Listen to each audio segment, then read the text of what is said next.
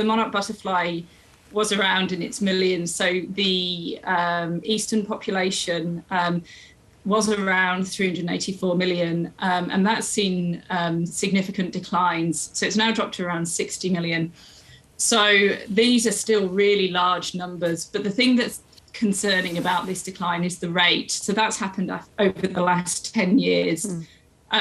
So the chances for further decline, we don't know how that may impact the species. So why are their numbers falling so steeply? Well, there's a wide range of threats that are believed to be impacting the species. Climate change and drought is thought to have impacted the plant that they rely on, which is milkweed. Also, with rising temperatures and climate change, it's stimulating these butterflies to come out of hibernation early. And because of this, they're coming out before the milkweed, before their plant source is ready for them to use. Also, habitat loss has been detrimental for them. So they migrate huge distances. They're amazing, beautiful, iconic species. They'll migrate up to 3,000 kilometres. The sites that they migrate to, many of them have been logged. So that's really impacting them. And also the use of pesticides and herbicides, which is harming their host plant, the milkweed, but also harming them. So the butterflies are native to North America, but we also get them here in Australia. What are numbers like here?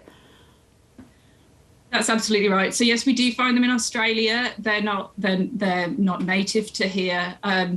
We come across them fairly often. They often occur where the milkweed plant occurs.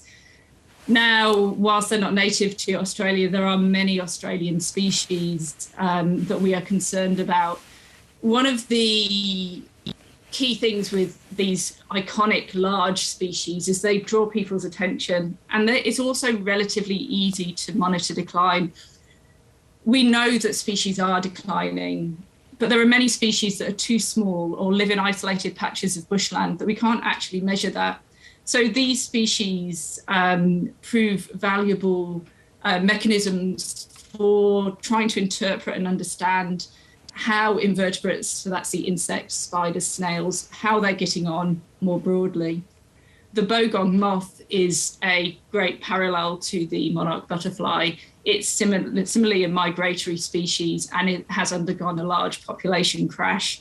That's native to Australia, and it migrates. So it starts off in quite broadly spread across Australia in New South Wales, South Australia, Victoria, Queensland, and it migrates to a really small area in the Australian Alps where it stays in summer in caves, escaping the summer heat.